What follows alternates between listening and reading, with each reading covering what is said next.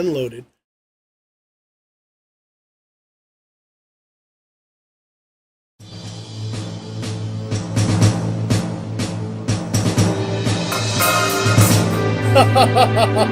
Good afternoon, Yuba Sutter. I'm Yuba Sutter Joe, and joining me in our broadcast room are the other ones that are going to be doing this show. We're the other ones. We are. Yes, Good the other ones. There's a afternoon. room full of us, as a matter of fact. I'm Tammy. Wicker Bill. Randy Morgan. Thomas Burns. Woohoo! Let's get this thing rolling. What are we doing here, folks? Do we want to let him cue him in, or why we're here? We're washing the laundry. We're washing the Yes, laundry. there's a lot of dirty laundry out there, isn't there? Taking out the trash. Draining the swamp. What else are we doing? Why are we here? Has anybody heard of this thing called Yuba Sutter Political Spotlight? What is that? Who are those people? I don't know, but they want to remain anonymous, and it seems to be a real big problem with a lot of people. I don't think we're anonymous anymore. I think a lot of us have pretty recognizable voices. But hey, we're out there now, so... Not me. I don't have a recognizable voice at all. No, Justin doesn't have a recognizable voice. Shh, Yuba Sutter Joe. Yuba Sutter Joe. Come on, guys. Oh, boy. No, we're here because, gosh, there's just so much going on, isn't there? There's so much to talk about. We have breakfast together every Saturday morning, and just it's just never ending. There's just a super ordeal. But there was one instance, actually, the whole reason we're here. Okay, we can blame it on two instances. There was two instances, the whole reason why. So if any of y'all end up on our radio show, you're going to have these two folks to look at and to thank for you being here on our radio show. Because guess what? Who was the first one, guys? What started this all rolling? That would have been Mr. Houck, I believe. Yeah, so there was the first candidate forum for the sheriff candidates that the community was able to attend. And all the Sutter County sheriff candidates showed up for the forum, which was awesome. They were all there. Unfortunately, the two Yuba counties couldn't quite make it. I think they had maybe good reasons not to be there. I don't know, but they weren't regardless. But the Sutter County sheriffs were there, and we only got afforded just a few minutes with Mr. Houck. He didn't last very long, did he? He didn't. He explained himself and then walked out. Well, and he gave a background with 47 I's in it. Yeah. 47 times he said I. And that wasn't counting the me's. I don't think he liked the constitutional, Sheriff. the backdrop, you know. Just as a disclaimer here, we're all good mental health here. None of us want to commit suicide. We all drive safe and sound, except for Okay, except for Joe over there. Yuba Sutter Joe. And, You got to watch him. And, so you find us run off the road or in a ditch or someplace dead, it wasn't us.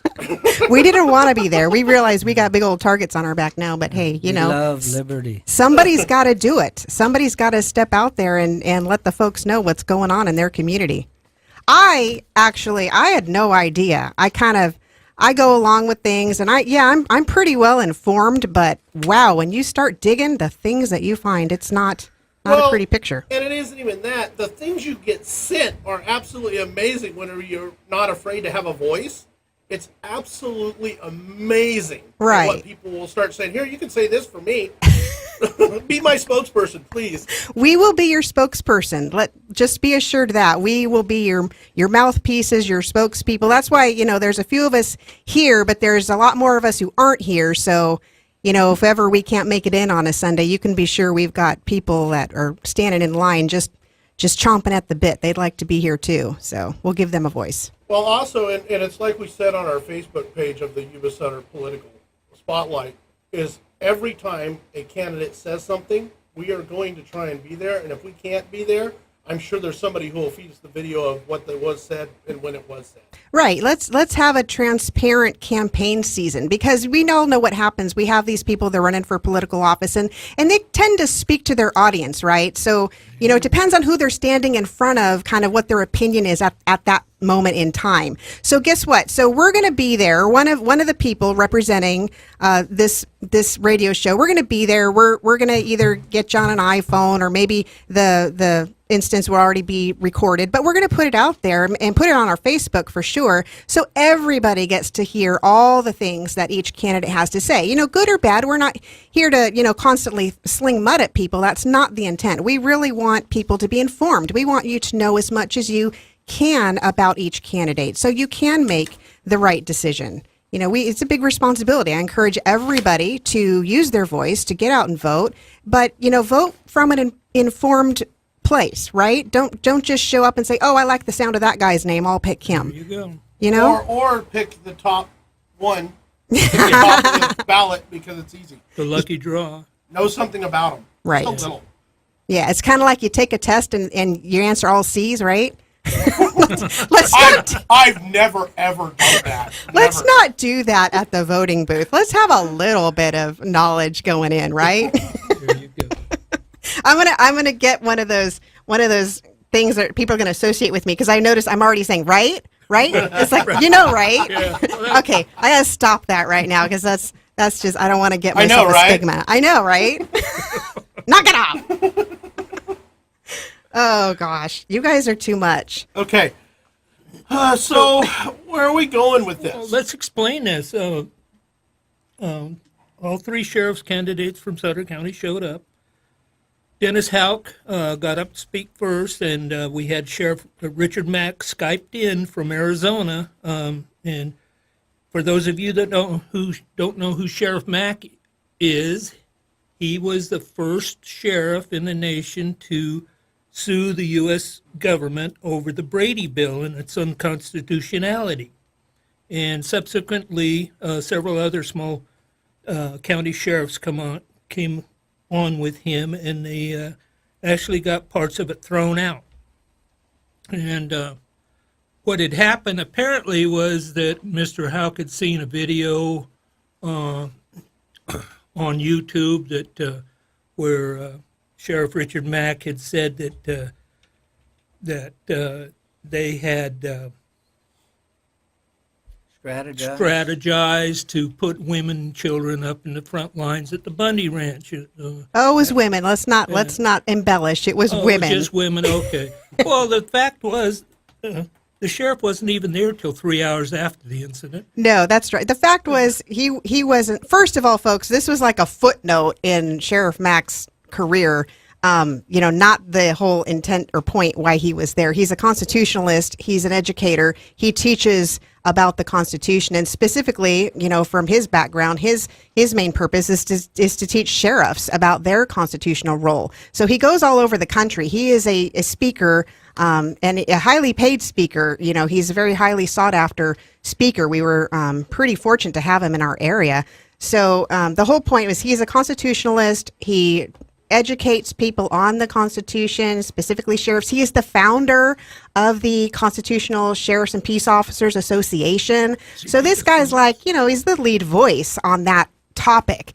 You know, he wasn't here because he knows the most about our local area. He doesn't, obviously. He lives in Arizona. He's here because of his knowledge on the Constitution specifically. That's it. So anyway, we don't want to spend too much time. But the side note was, you know, somebody dug this video up off the internet because, you know, they can't, you know, he's pretty squeaky clean, so they can't find too much on this guy. So he made a comment when he was interviewed. He arrived at this situation, I guess, 3 hours after the standoff had ended, and he had been briefed on everything that went down. And the thing that stuck out in his mind, he was very impressed that the women themselves volunteered themselves to stand on the front lines, because the thing he was referring to, strategy, they talked about, they said, hey, you know, we're going to be on national television. You know, who is going to shoot at women standing in the front lines? Really? Are they really going to go there? So it was really the women that stepped up and did that. It wasn't anything, you know, that's what Sheriff Mack was trying to bring light to. And, you know, not everybody speaks well when they're, you know, they got a video camera right in front of them. So, and I know, you know, there's always editing involved. You don't know what was said before and after. You got this little clip that you focus on. But we're moving on from that. That's a little footnote in this guy's whole career. Well, that was an incident where it showed me that hopefully he's not going to act like that as sheriff. Right. How you mean? I mean, yeah, run away from confrontation. Really? You're going to, throw Well, this accusation at somebody we've and then been- run out of the room? We've been talking out in public quite a bit, and I'm going to play a clip because this is kind of what everybody thinks that. I mean, this is more or less what he said than what he actually said. So I'm going to play this. So anybody who was at the meeting, that's more or less what they heard from police officer Houck. Sheriff candidate. Yeah, Hal. sheriff candidate Houck.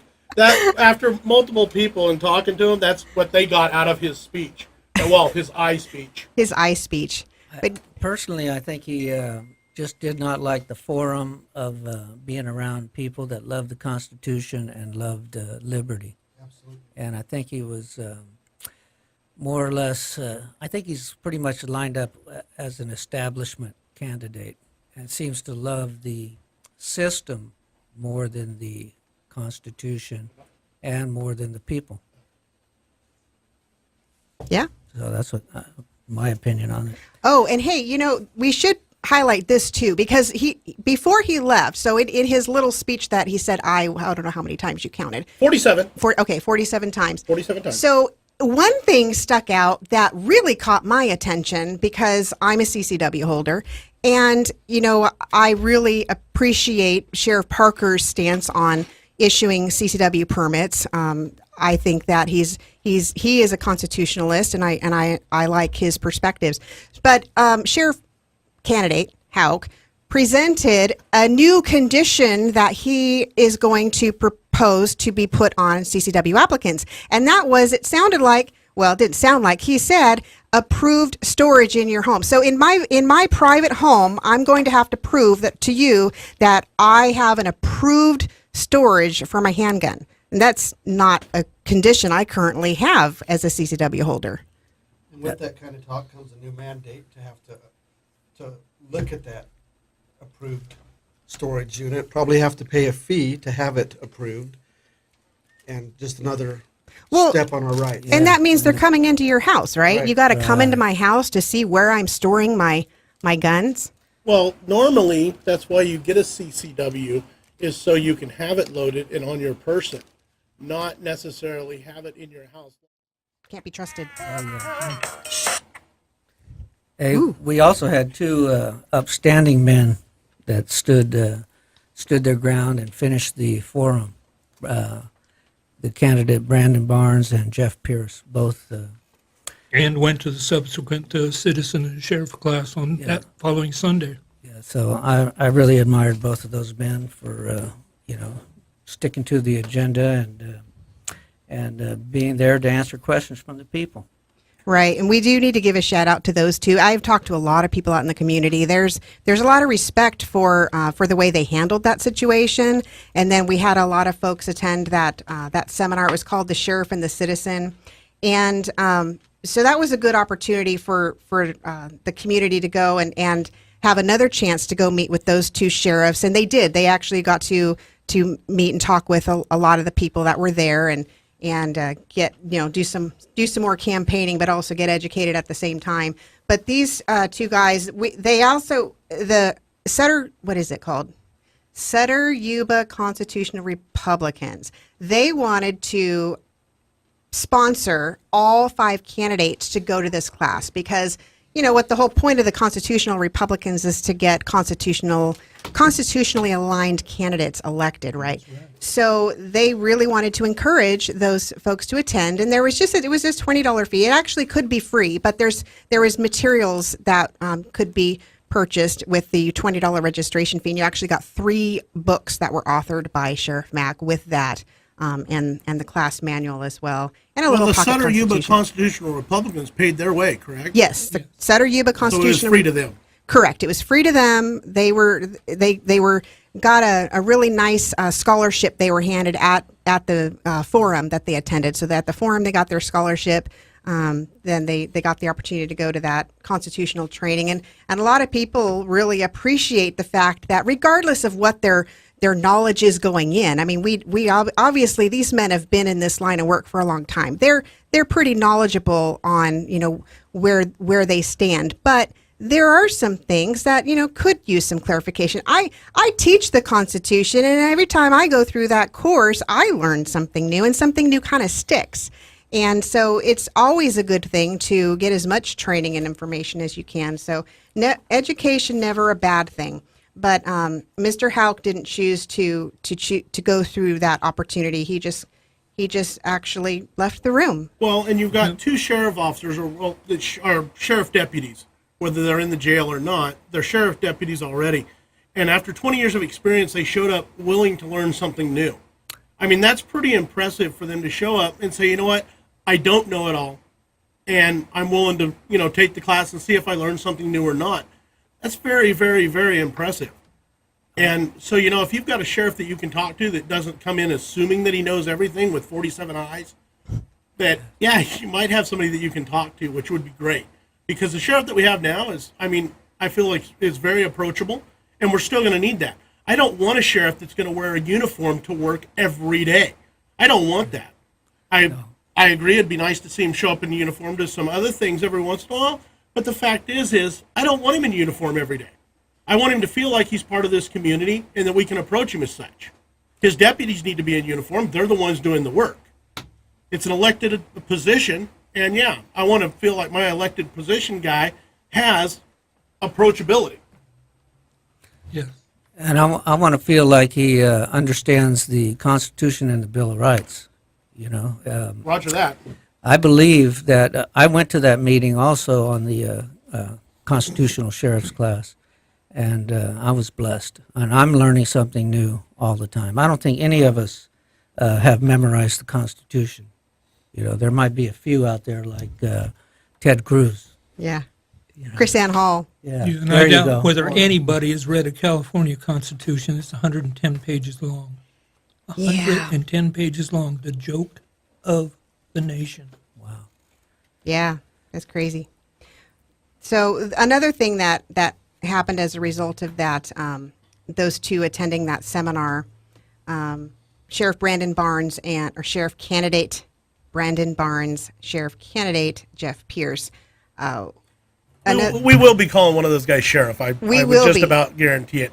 That's my opinion, but I'm really hoping that's the way it goes. Yeah, and my opinion is we have a couple very good choices for sheriff. This is going to be a tough decision to make, really, because we got to know them each a little bit better during lunch on that day, and boy, this is going to be tough. It really is. These guys are, we're not going to be bad off with either one of them. We need a man of the people and not an authoritarian, or not one that just loves the system, the current system of, a strong arm system.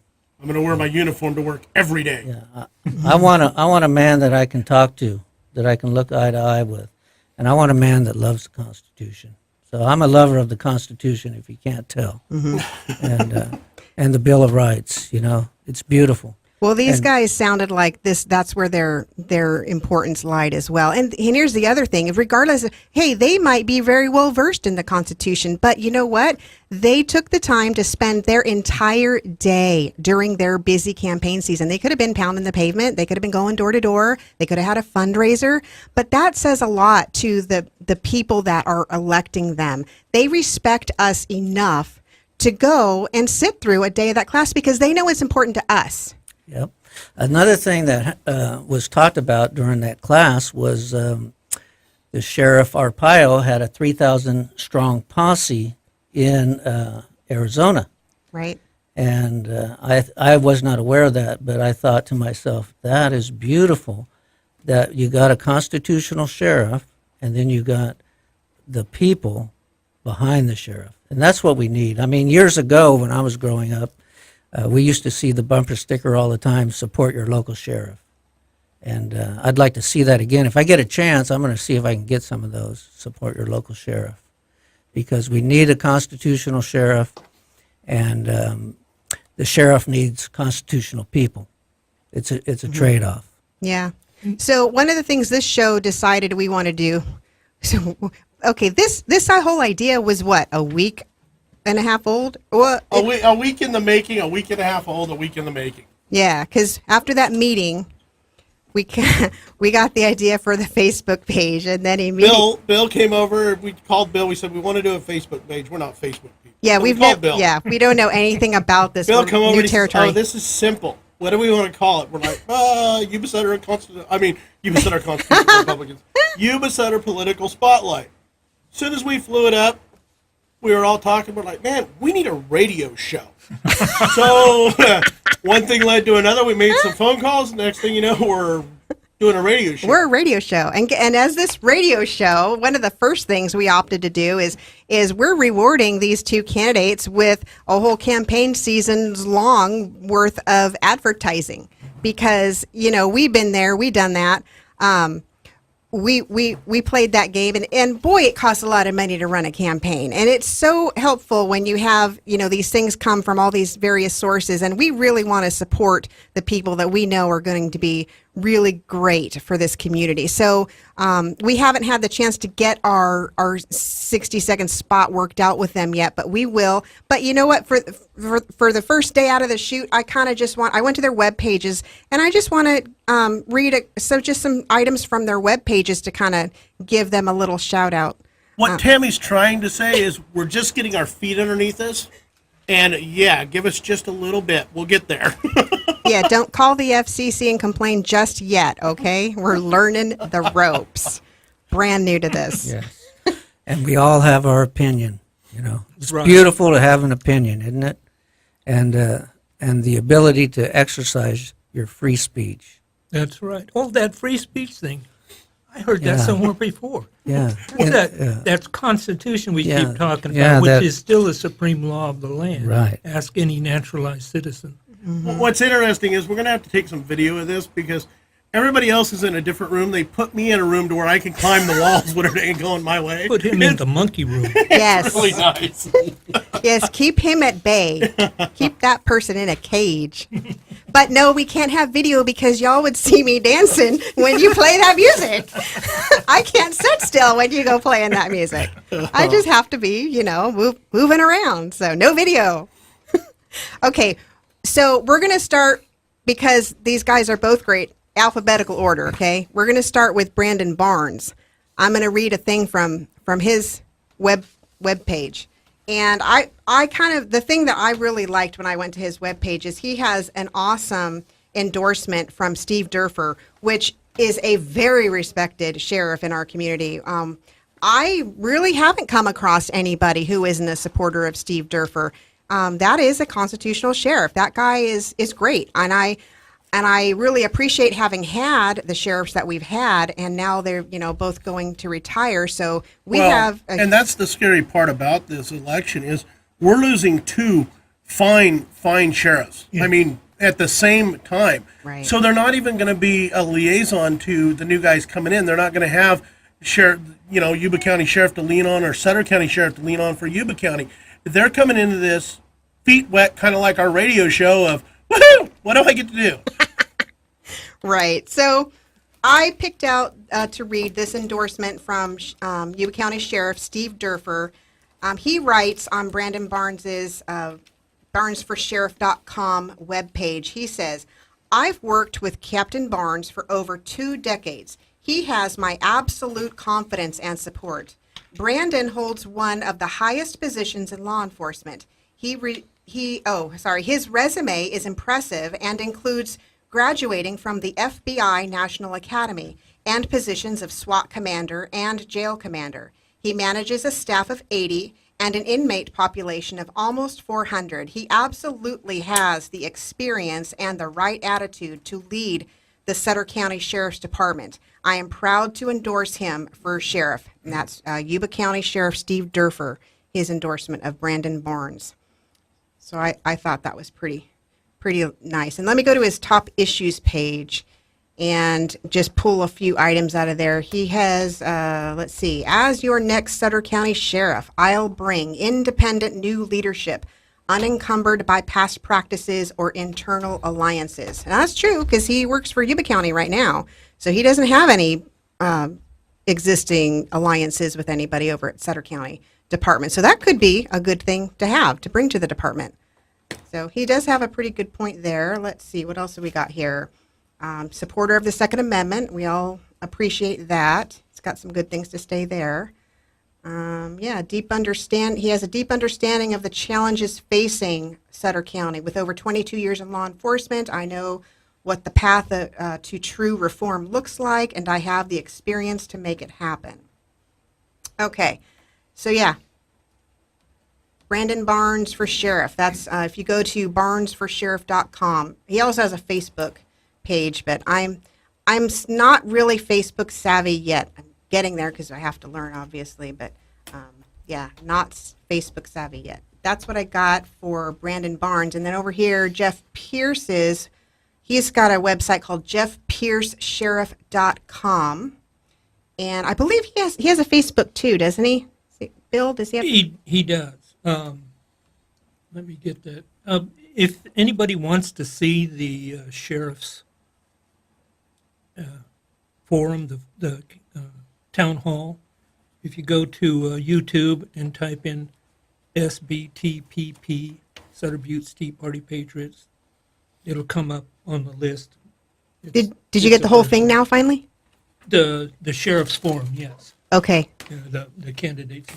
We were trying. Poor Bill. He's our IT guy, and he's amazing. But he had some computer glitches that he had to order parts for and wait for them to come in. And everybody was like, "Where's the video?" Well, okay, so we had to kind of get it out in pieces. But I think we finally got the whole thing. So now y'all can see what the whole thing that all of us were there got to see. It was quite an interesting ordeal. At least the beginning part. It was only like the first 10 minutes that was all the theatrics, but once Drama Queen left, it was awesome. It was a great forum. We had great question and answers, and it was good to engage with these people that are your public servants. Yes, all their questions were open mic. There were no prepared questions. We didn't filter them. We let the public speak. Right. Oh, you know what? We wanted to let the public, speaking of letting the public speak, so we do have a Facebook page, and it's called Yuba Sutter Political Spotlight, and we decided that, you know what, if you want to send us private messages during this radio show, because we're live, we're sitting in here, we're live, we got our computers in front of us, and if you want to send us a private message, if there's a question you have or something, a topic you want discussed, let us know. We can choose to discuss it, we can choose to mention it, or... You could choose not to. That's right. We're pro-choice. Yeah. We are pro-choice at this station. We got that from Lou Benninger. We are definitely pro-choice. We can choose to allow the comments, or we can choose not to. Anonymous went out the window, but we are still pro-choice. So the Facebook page for Jeff is Jeff Pierce for Sutter Sheriff. Okay, that's a Facebook. I imagine Brandon's is the same way, but let me check. We'll let you check that. I'm at Jeff Pierce's. Yeah, Brandon Barnes for Sutter County Sheriff. Okay, Just so search yeah, on that. check those in, and we all know how important likes are and shares are, or whatever you call it. What do you call that on Facebook? When Likes, shares, yeah, follows. Yeah. Okay. Yeah.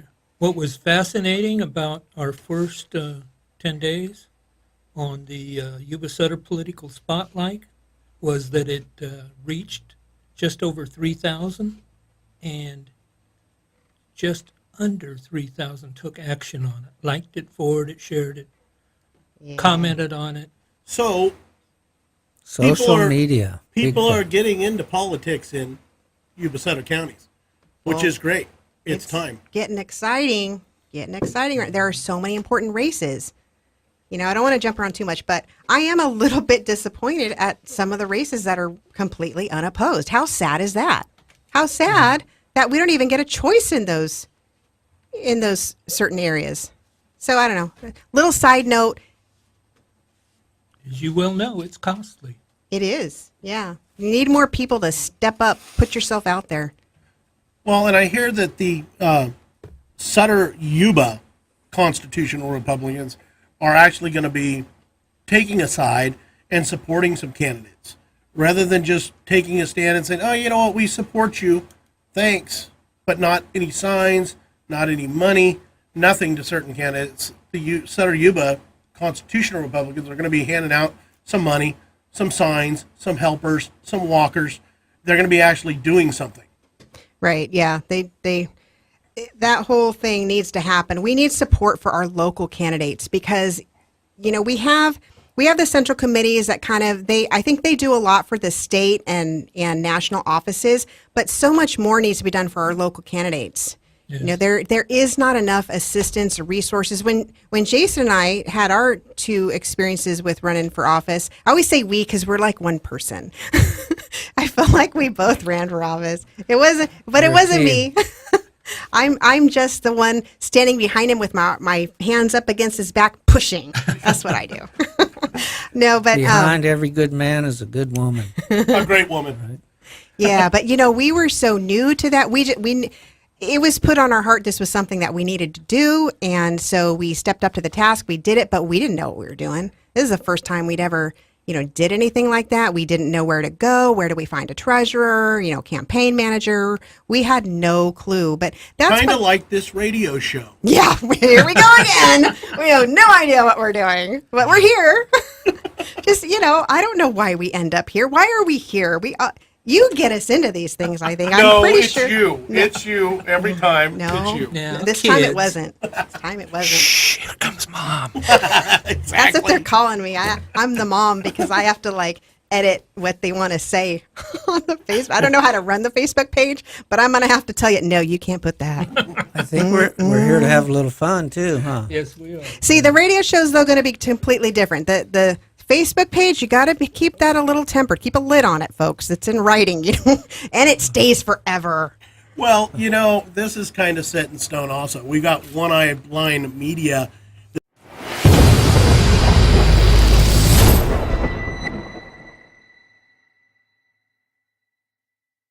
That is going to be uploading our page, and I want to give a shout out to them. That guy has been just huge in helping us out on our page.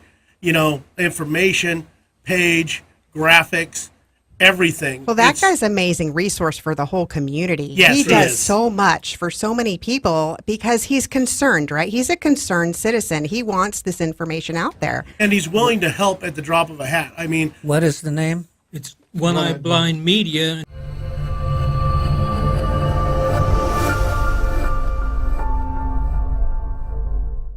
And it's Chris Starkey is the guy's name, and he's been around for a long time. great guy. I've known him for 20 years. Very talented. Yes. Wow, he's very talented. I'm not an artsy, craftsy person, and this guy is really talented when it comes to graphics and media and putting Well, things and if together. I have any problem on the Facebook page, I mean, he's on it within a few minutes. He's here, try this, and then my site's working again. Our site is working again. Everything's jiving right and working. So he's absolutely amazing. Good guy to have in your corner. Right. Let's not before because I'm still sitting on the page of Jeff Pierce. I don't want to. Okay, go ahead. I want to give him a shout out as well because he's an amazing candidate. I really liked what he has to say, and like I said, boy, we got a tough decision ahead of us. Yeah. Okay. I found him very approachable and, Yeah. and easy to talk to and genuine. Right. I found the man to be genuine. One of the and, things- and I like what he said. He said, I'm a hard worker. And I believe he is. And one of the things he was really interested in was that Arpeo, the posse thing that he had. Jeff said he really wanted to look into that and find out more about that. Well, I liked that a lot. Me too. and his demeanor also was, you knew you were talking to sheriff material. He would listen to you, but there was no doubt in your mind that the guy was in charge. And I like that. I like that he's willing to listen to you, willing to talk to you, but at the same time, he's like, we'll do what we can, but we can't do everything. He Very was- honest and straightforward. The greatest thing that I found about the two candidates, Barnes and Pierce, were they want to build their community up, not themselves. They want to. Yes, absolutely. When I talk to Pierce, I can best describe it as down to earth. The man seemed down to earth. Yeah, he has a presence he has that authoritative presence, but he doesn't have to, puff out his chest and be all, alpha male.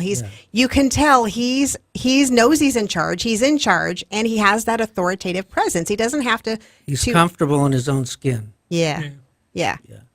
He says what he means and means what he says. Yeah. And willing to learn. That's I sat right in front of him in that constitutional class, and so we looked at each other from time to time, and he was. You could definitely tell that he was interested, and I believe he learned a few things, like we all do. I mean, I'm going to go through that class again myself, and you might want to mention that constitutional class. It's available for everybody. It is, yeah. We're doing another 12-week course starting April 11th. It's held Wednesday nights. I really, I take this for granted. The Church of Glad Tidings is so generous with their facility and, opening it up to the public and, for causes that they believe in. And this is one of the things they believe in. So they've allowed me to use their facility, their Building 500, where the sheriff class was. So to be honest, I've not secured and made sure I have that room, and I'm already talking about it. So, but it'll happen whether it's there or someplace else. But it's a 12-week course, starts April 11th, Wednesday night, 6:30 to 8. And it's so beneficial to every American to go back and see what transpired at the time that our foundational documents were put together, and get to know the men that were behind it, and to read the writings of the men that they were impressed by. Like I think Black and Black's Law Dictionary. Those are all things that we look at foundation. Blackstone. Yes. Wasn't it a guy named Blackstone? Yes. Yes, Blackstone, you're right. That's the thing about this course, is it really points to original documents. Right, because we can see where the progressive agenda's taken us, and I'm not liking it. So I'm liking freedom. Back to our roots. Right. Speaking of back to our roots, let's get back to our roots. Jeff Pierce, let's talk about his webpage. I'm going to read you something off his webpage. I'm on jeffpiercesheriff.com. I think this is his homepage. It says, Jeff Pierce, proven experience and toughness. Jeff Pierce is a graduate of the FBI National Academy and earned a bachelor's degree in criminal justice as undersheriff. He has led efforts to modernize the Sutter County Sheriff's Department and improve technology, crack down on drugs, and improve emergency response. His unique experience as the second in command means he knows the Sheriff's Department from top to bottom, from budgets to personnel and operations. So that is one thing. He does come with maybe the most qualified as far as that, because he's been the undersheriff, and I'm sure that kind of gives him those unique qualifications. So that is something. It's interesting too. I never really paid much attention to the undersheriff, but does anybody know what does the undersheriff do? Probably all the work. Huh? That's what the assistant superintendent does. That's all the work. Yeah. That's usually how this works. Yep. You got the guy out in front, and then the guy right underneath him who actually does all the work. Yeah. So we want to know who his undersheriff is going to be too, for Brandon Barnes and Pierce. Yeah. Back to Pierce and. Okay, so Pierce, Pierce has a lot of recognizable endorsements on his page. So these are good things. I'll go ahead and go through some of these on the list. First on the list is Sheriff Paul Parker, which of course is our current sheriff. He's endorsing Jeff Pierce. He says, I know all the candidates and I know what it takes to be sheriff. Jeff Pierce is the best choice for Sutter County Sheriff. And that was by Sheriff Paul Parker, our current Sutter County Sheriff. He also has the endorsement of former sheriff, who's now retired, of course, Sheriff Jim Denny, retired. He says, without question, Jeff Pierce is the right choice for Sutter County. Then you have retired Sheriff Art Brandwood. He says about Jeff, he says, I was elected sheriff to clean up the department. We need Jeff Pierce's toughness and experience to keep the sheriff's department moving forward. So that's another cue. He's kind of clued in as to what maybe the current issues are with the department and has a better understanding of how to maybe fix those. It's a good point to make.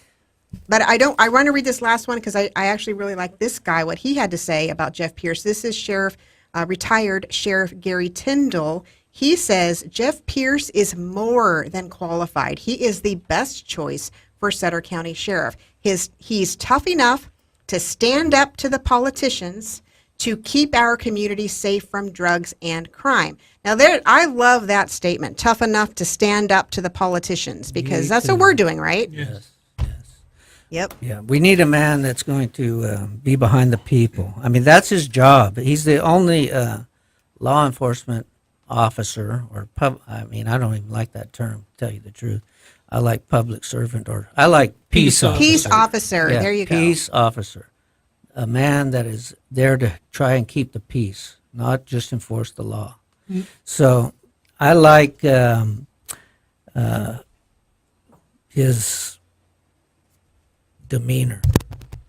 More than anything, just meeting him face to face, I liked his demeanor. And I believe he will serve the people. Right. So just a short aside, the purpose of government is explained in our founding document, and you may think the founding document was the Articles of Confederation or the Constitution, but it wasn't. It was a Declaration of Independence. That's when it said, we've had enough. We've talked. We've gone.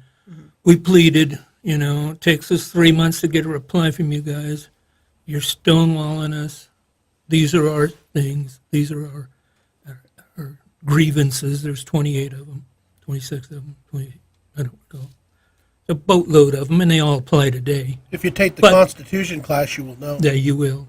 Yeah, I need to retake it again. But the purpose of government is to secure our rights. That's God-given rights. That's right. Yes. The rights we were born with are unalienable rights. The rights they cannot take away from us.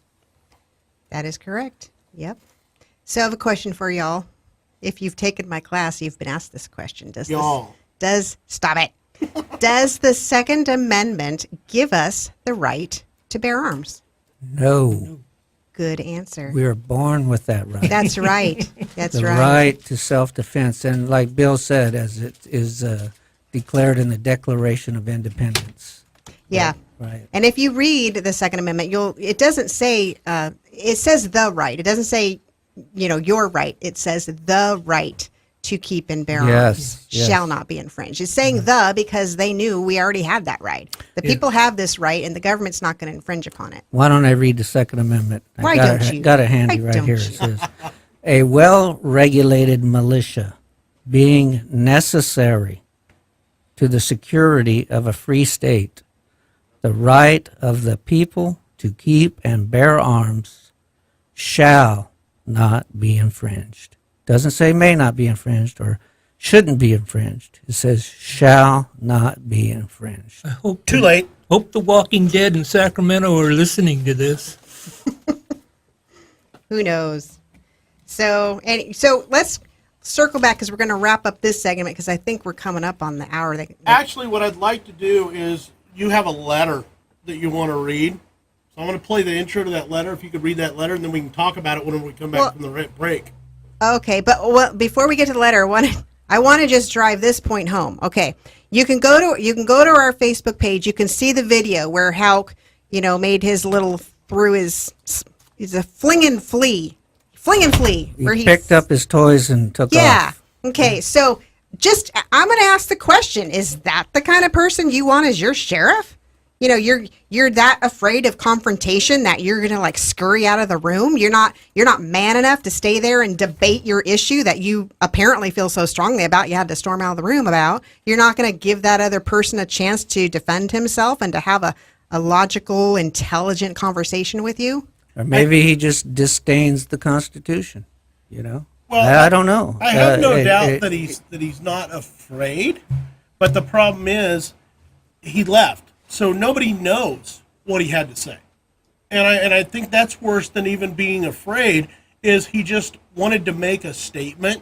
Mm-hmm. And honestly, I think it was a good statement to be made because the fact is he hurt himself more than anybody else there. After everybody we've talked to and everybody we've looked at and talked back and forth with, he didn't do himself any favor. No. So, you know what? Maybe it was a good thing that he did it. If you're running for sheriff, you got to show up. You Yep. know, it's just like Well, if you're being running for anything. Yeah, it's like being married. You know, if you're going to get married, you got to show up at the altar. Right.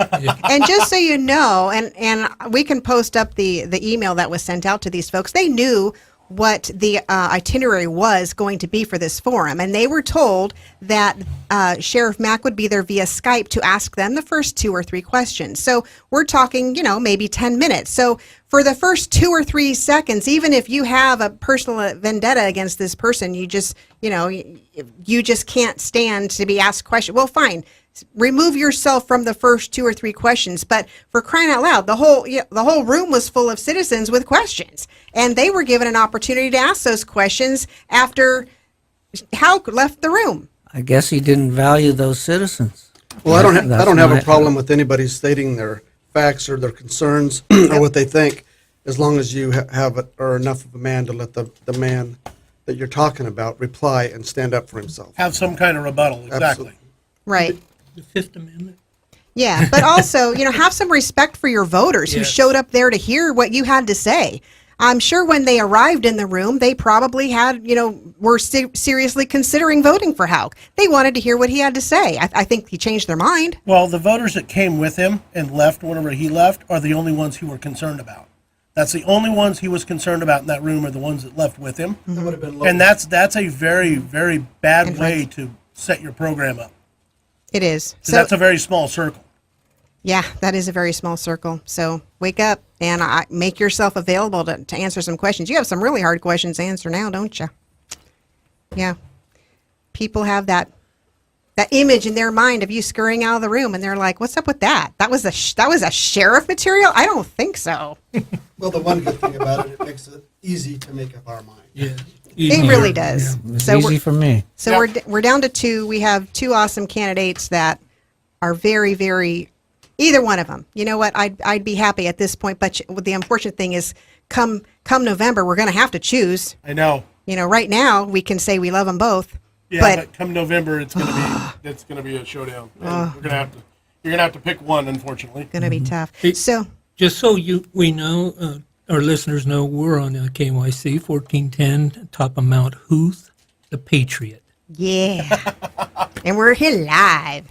Above the flood water. And we're here for apparently 8 to 9 months until the end of the November election. We're here every Sunday, 1 to 3. Yep. Stay tuned. So anyway, did you want to? We do have a letter. We received a letter. We're going to talk about that next. Ooh, what could that mean? I don't know. We'll be finding out. We're new to this. Do we? I have a paragraph here that I wouldn't mind reading what a constitutional sheriff is. We've got 1 minute and 30 seconds. Okay, it's a short one. It says a constitutional sheriff is a law enforcement leader who understands that protecting the rights of the people is his utmost duty. He knows that his allegiance is not to any branch of government or any executive therein, but to the blindfolded lady holding the scales. Politics and political correctness have been responsible for removing the blindfold from the face of Lady Justice, but the constitutional sheriff has recognized this subterfuge. He will not go along with this. So he is a servant of the people. What a beautiful office Yes, that was instituted for the people. that's right. Sheriff John D'Agostini in El Dorado County is a good example of a constitutional sheriff. Yes, and he's a member of the CSPOA. Yes, he is. Great sheriff in El Dorado County. I just got a message on my phone, and I'd like to say, they asked me to please say, God bless the United States Border Patrol. God bless God the United bless 'em. States Border Patrol. All right, we got to go out with that. We'll be back in 2 and 2. Happy Remember Easter. that the Yeah. connection? Yep, Back in 2 and 2. Well, I think it's more than that. we'll be back in 5. Okay.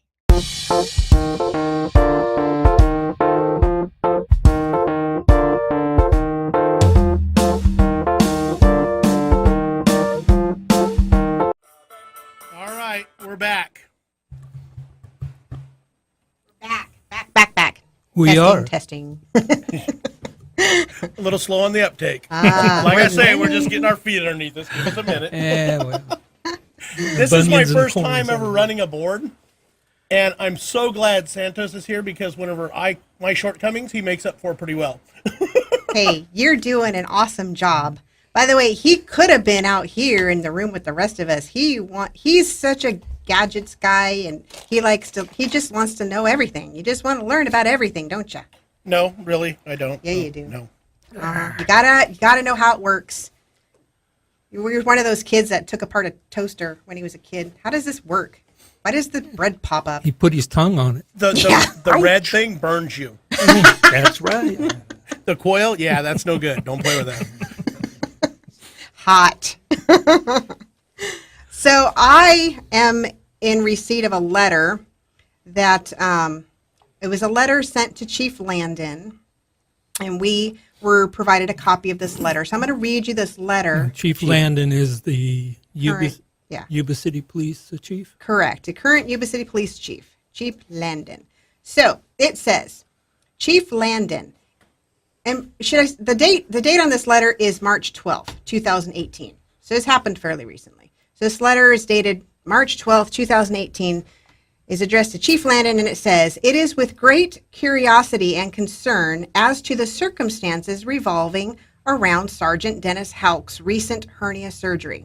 It is public knowledge Dennis Houck is running a political campaign for the position of Sutter County Sheriff. Mr. Houck also made it public information that on or around January 5th, he underwent a hernia repair surgery. This information would leave a regular citizen with the thought that Sergeant Houck was placed on sick leave for a certain amount of time for the appropriate healing process to take place. As a citizen and taxpayer of the County of Sutter and the City of Yuba City, I'm concerned at the contradiction of the City of Yuba City's rules and regulations or policies that deal with sick leave and what activities are appropriate during that recovery time. It is clear by Sergeant Houck's Facebook postings himself that no longer than 24 hours after his self-proclaimed hernia surgery, Mr. Houck was out politically campaigning at many events. Was this campaigning done while Sergeant Houck was off work on paid sick leave? If so, is that not specifically against the City of Yuba City's rules and regulations? According to the policy posted online, the employee on sick leave must be home recuperating, or if they are capable, be placed on light duty. Sergeant Houck's self-reported behavior by not only him, his spouse, and his campaign seems to be completely against city policy and a clear use of sick time off. The following information is what has been reached to just Am I reading that right? The following information is what has been researched to just be an average recovery time for such a surgery. Most people who have open hernia repair surgery are able to go home the same day. Recovery time is about 3 weeks. You most likely can return to light activity after 3 weeks. Strenuous exercise should wait until 6 weeks after, or 6 weeks of recovery. So below is the wording directly from the Yuba City's website and many self-posted documented events that Sergeant Houck chose to attend immediately after his surgery. We would strongly hope that this would be a concern for the optics of the Yuba City Police Department and the citizens it represents, along with the clear breaking of policy and procedure. Your response to this inquiry would be greatly appreciated. And it's signed Sutter County residents, and it has a P.O. box listed as a return address. So, and along with the letter were copies of the Facebook postings, as well as the Yuba City employee procedure, which I'm sure they're already aware of, their policies and procedures.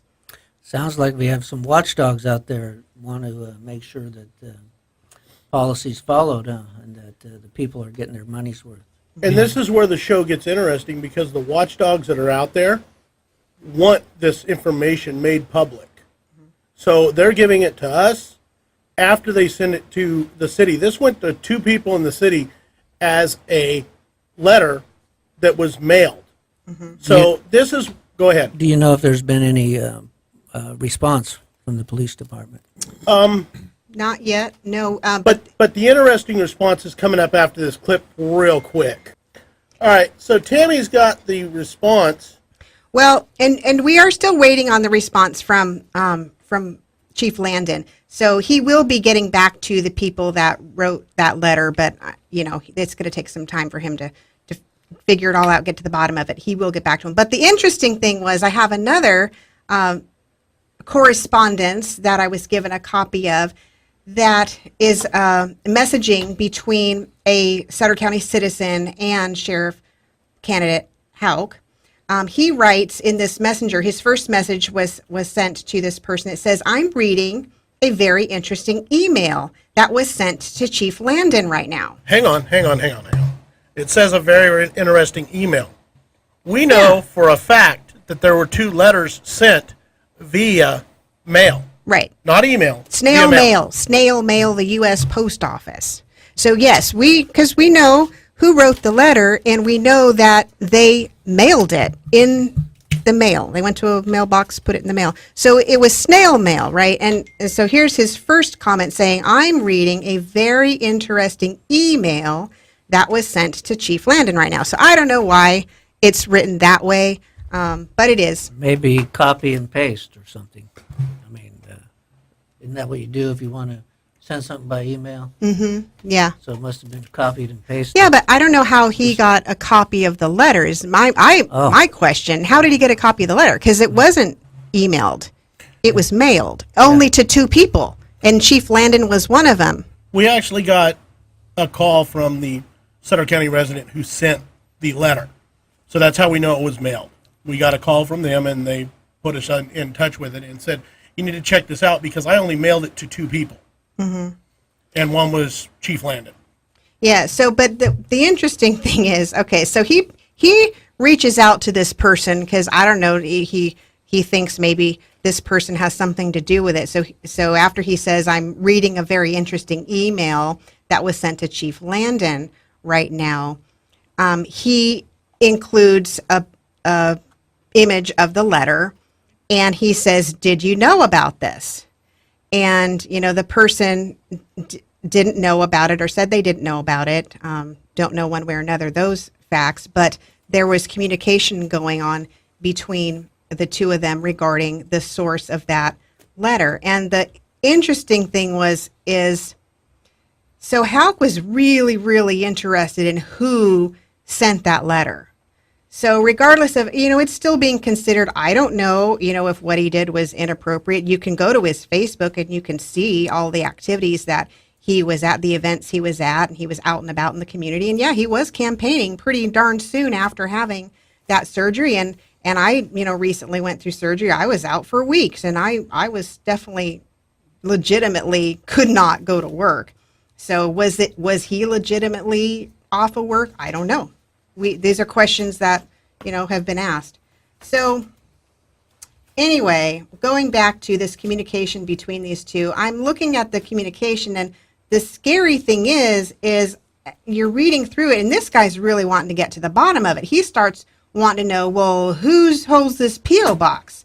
And starts talking about, the resources he has about tracking down this information. One of his statements is, no, I'll just go get the report on internet protocol addresses and physical addresses tomorrow to see where it originated from, who it was sent to, and he said he can even find out, it says it was forwarded and to who. Oh, maybe he meant if it, but it says it.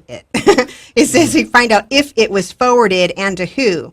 So he's claiming to, be all this savvy and be able to track this person down, but he's really intent on finding, okay, who wrote this letter. That's his main agenda. You can tell by the communications going back and forth.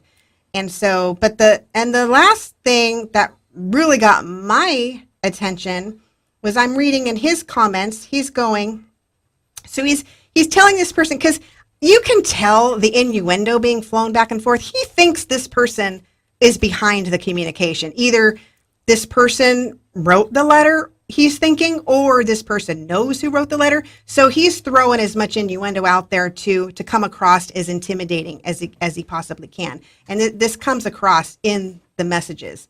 So he's saying everything, including phones, leaves a digital trail. But my opponents would like to think that I'm an idiot with no investigative experience. They don't know just how smart I am when it comes to investigations, and whoever created and emailed and even forwarded this document. What? I don't know. That's the end. That's where the correspondence ends. We Yeah. didn't get the rest of it. Yeah. I don't know if there's more to that. And but- yes, an IP address can be traced, but you cannot position a person at the end of that IP address unless you're there physically.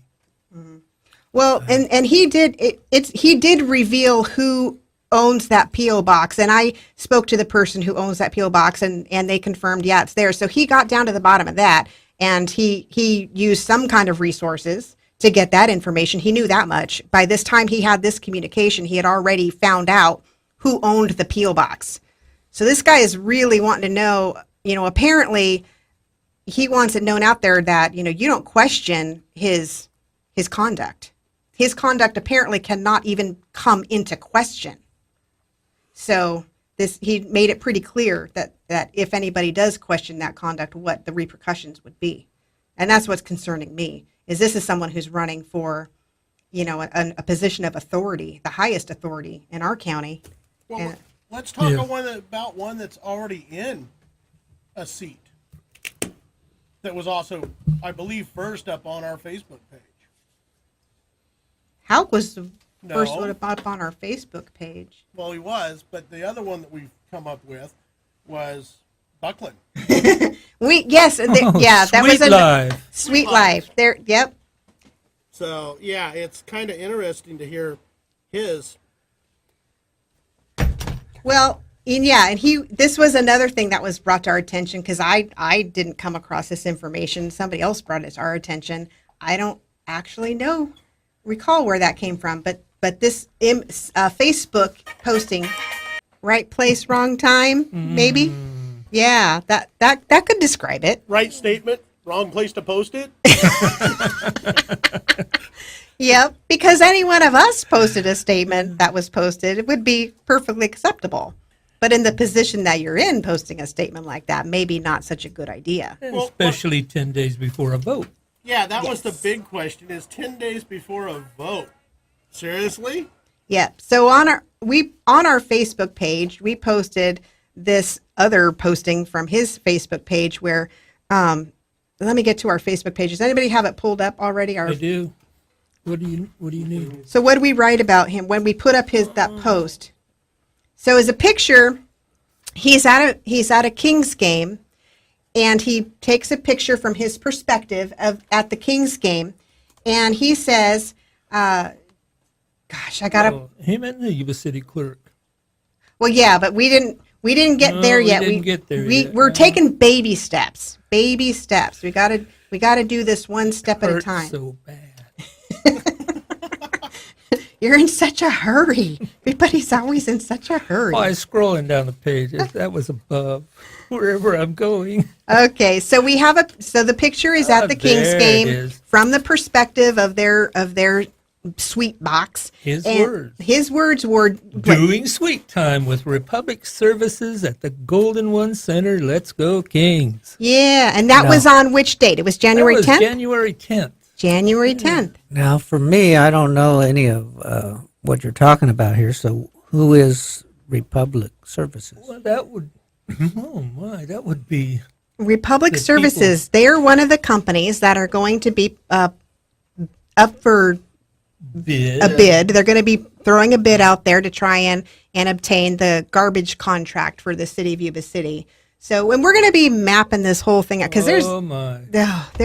it goes way back.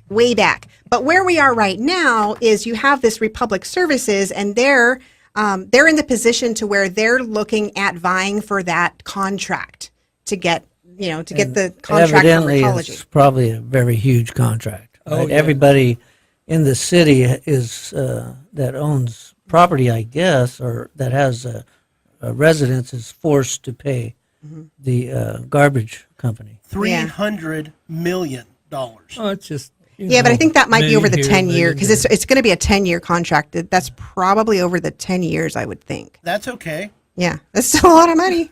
That's a lot of money. Regardless, it's a Wow. huge contract, right? Yes. So he's at this game, and he admits he's doing sweet time, and sweet is SUITE. So he's doing sweet time with Republic Services. So here they are, whining and dining him, so to speak. They've complimented him with these, sweet seats at the game, and this is on January 10th. And so lo and behold, if you're, scrolling through the City of Yuba City minutes of their meetings, you come across, it was January 24th, I believe, is a special meeting.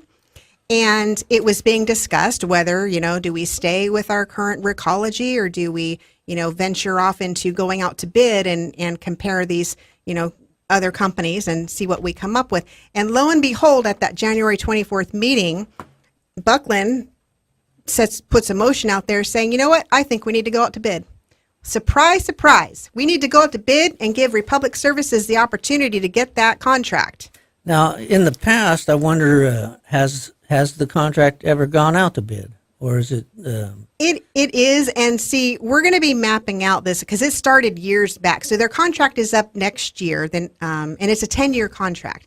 And all the other local agencies, they have already decided they're renewing their contract with Recology because their staff went and did all the legwork, and they've decided this is the best way to go. And from my understanding, because I'm still getting this all figured out. My understanding is they've gone through several phases to where initially, I think it was maybe staff came forward and said, you know what, we've done our research, we've done the numbers, we've ran the numbers, and this, in our opinion, what we're thinking is, you know what, it's probably better off financially wise, let's stick with Recology.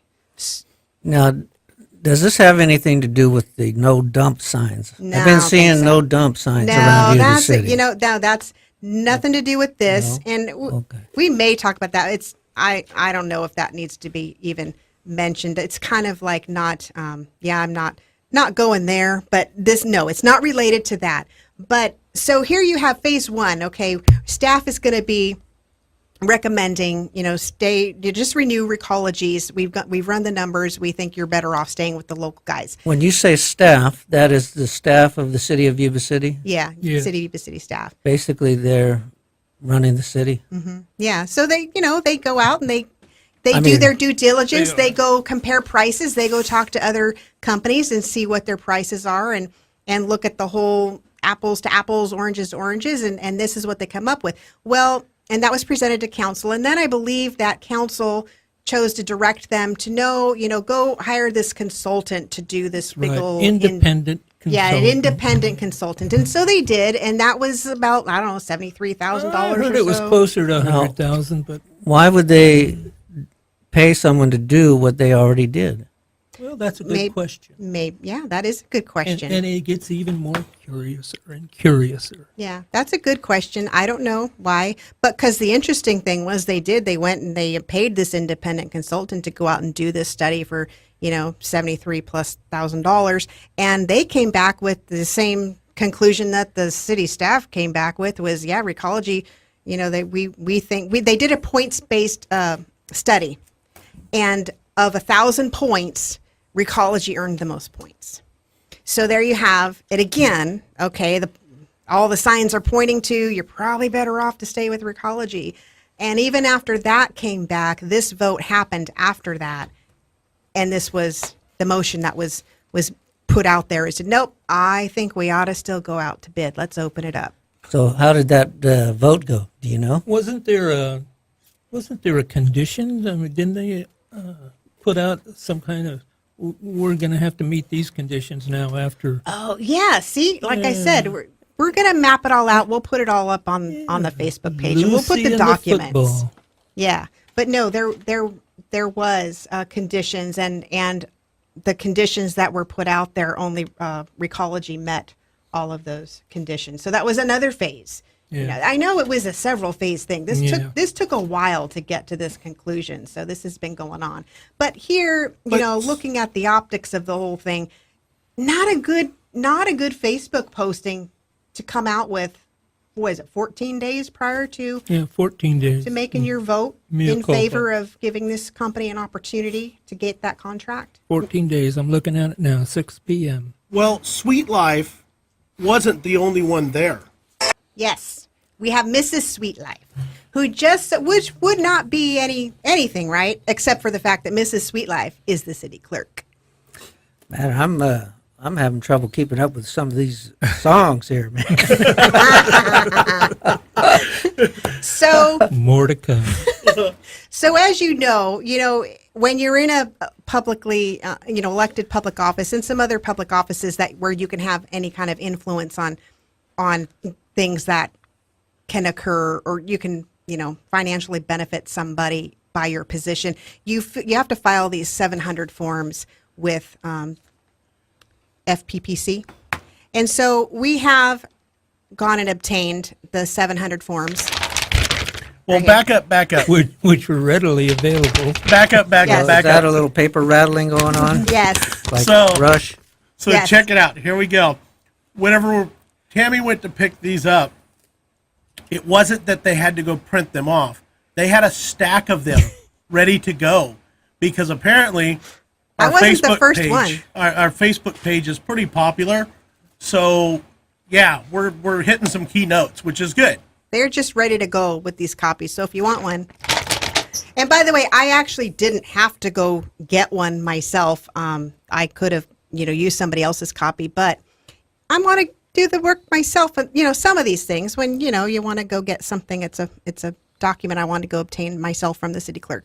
Well, not the city clerk. And I was wondering, I'm like, am I going to have to go in there and say, hey, can I have a copy of your 700 form? I wasn't quite sure how that was all going to work out. But they said, oh, no, just go down and talk to Terrell. I'm like, oh, yeah, Terrell. Okay, I can go talk to Terrell. No problem. I like Terrell. Okay.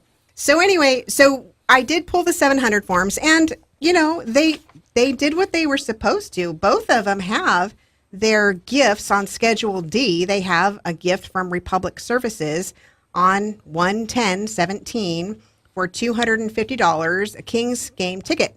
And it's listed both on John's and on Trisha's. So both of them did the right thing. They proclaimed it. But again, okay, so you've admitted it. It's a gift, and you've stated this is the gift I got from Republic Services. And then 14 days later, after I got the gift, I went ahead and made a motion, and there was a vote, and lo and behold, these people get a crack at a contract for hundreds of. For me, I'm a little slow on the Millions. uptake sometimes, but it seems like this is how business is done, maybe. It is. We haven't got to the punchline yet. There's a lot of back scratching going on. Okay. Yes. Now, when you go out for normal bidding on public bid, I think it's usually a sealed bid, and everybody is supposed to be given the same opportunity. So, Well, they are, but you do have a little bit of a unique situation. There can't be too many companies that are going to be qualified to provide this kind of a service. yeah. It narrows the field down Right. quite a bit. And you don't want one bidder getting any inside information or anything like that, No. So you want to keep it on the up and up for sure. The city and the county are so close. Yeah.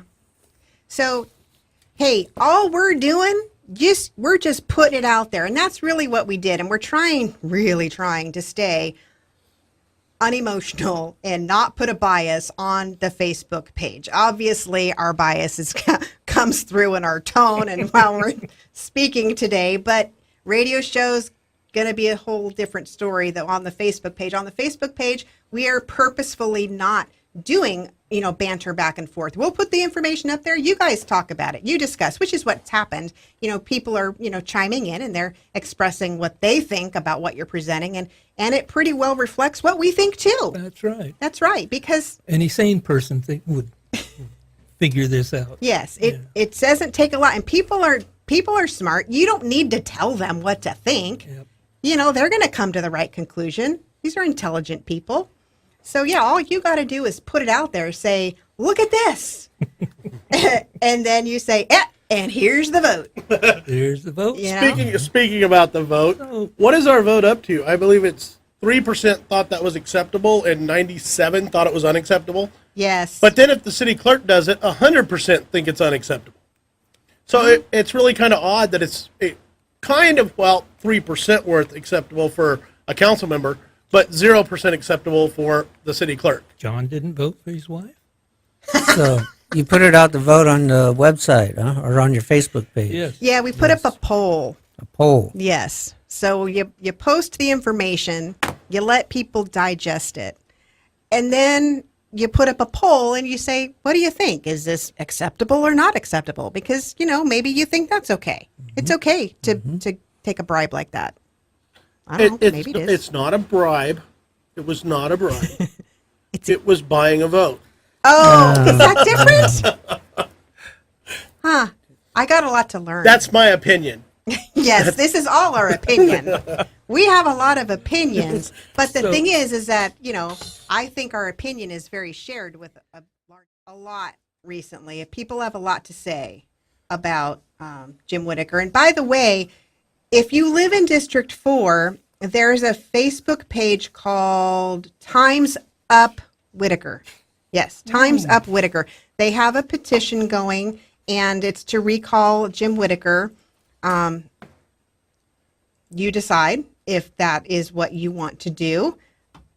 Looks like they have a lot of information they've gleaned on on the activities of him in his position. So you want to sign the petition if you want him recalled, because, gosh, how are you going to do your job now? Yes. How do you get any business done with all this flying around? Flying around. Yeah. So the Facebook page is Time's Up Whitaker. Go there. They will tell you how to, track down a petition to sign. I know they were out walking neighborhoods this weekend trying to get people to sign that petition. So get in touch with those folks, because I don't know. And of course, we got to have a tune for Whitaker. It wouldn't go good without a tune. So here we go. Yeah. I like that tune you picked out. I don't know if you've talked to Jim Whitaker before, but he's always had that kind of attitude of, I'm above this. And yeah, so there you go. Well, I think there's a few sites on Facebook you can go to see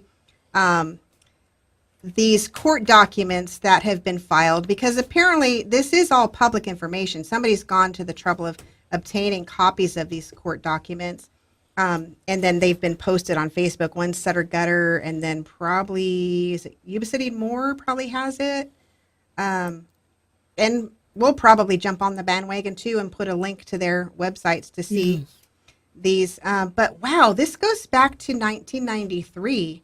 So, and there seems to be quite a few instances, and that's what's questionable, is you got to look at A pattern.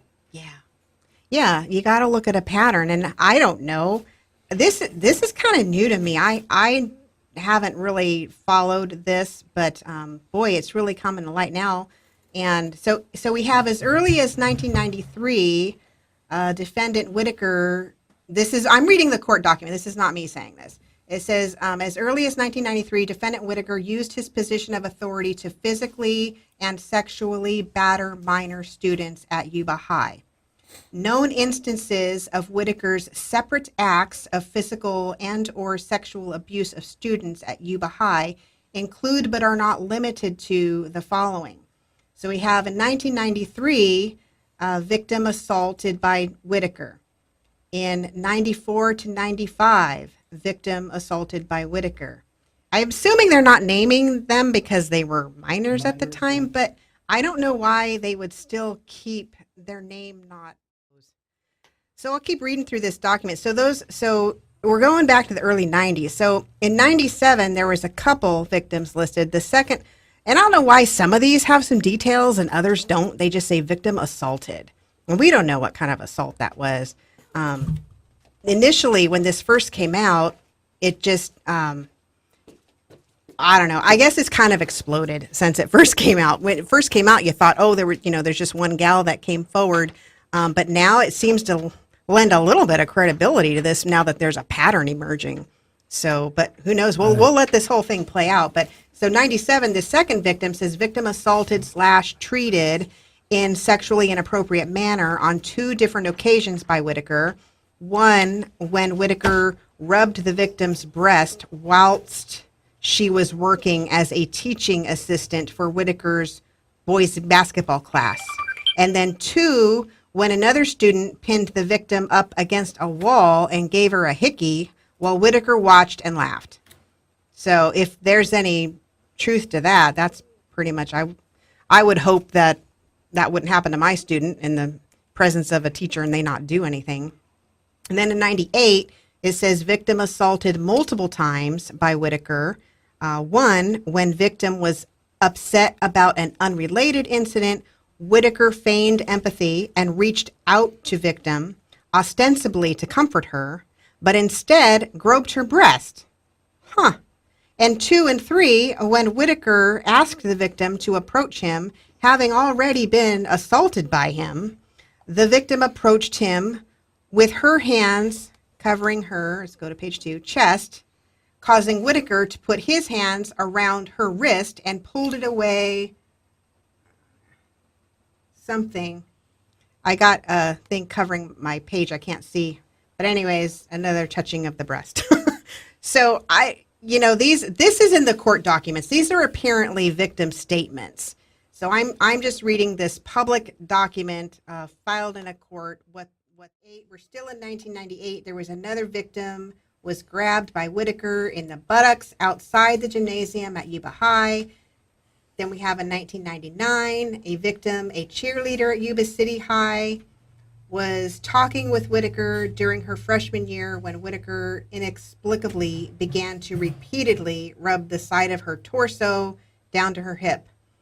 And then you have 3 more victims listed. There's one 1998 to 2001, just says victim assaulted by Whitaker. Then in 2000, victim assaulted by Whitaker. In 2003, I haven't added up to see how many victims this is, but there's 2 pages worth of It's plenty. Yes, one is enough. One is enough, and now we have a pattern here.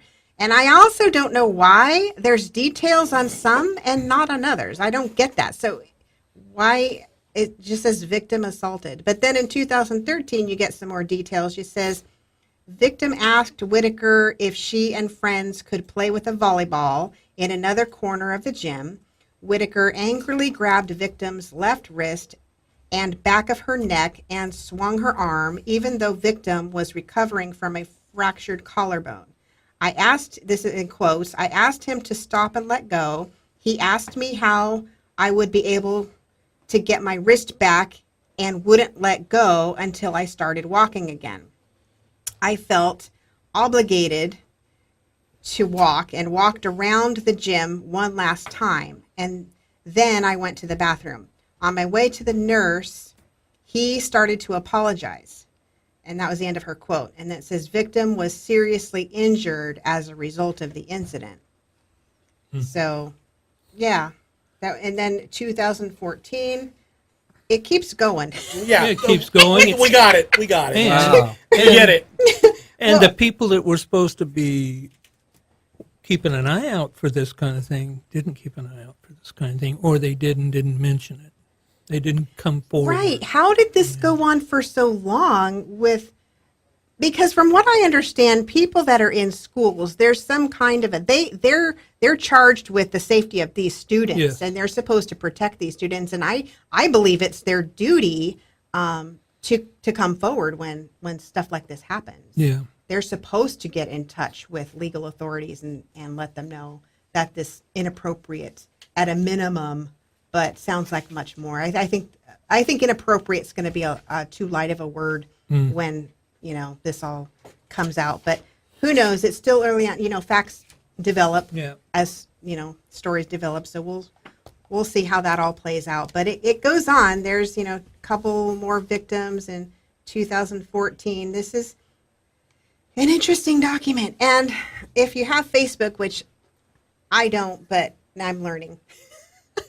Apparently, it's all over now. So this is not protected information. This is out there on social media, and apparently, you can go obtain this information on your own too. It's public information filed at a court. So there it is, folks. So I mean, There you go. we're gonna have to keep following that, and certainly, at this point, regardless of how much of this is, I don't know. You don't want to. I don't want to actually assume anything. No, There's not- enough information here that there certainly doesn't need to be a supervisor. There, You yes, there'll you be a do- legal process, and it'll finish out. And Yep. And it's going to take some time, and it's going to take all of this guy's focus and attention. At least it should. It should be getting his attention pretty good. yeah, there's I imagine it has. Well, Yeah. one thing we've definitely learned today, yeah, one thing we did learn today is 2 hours isn't enough.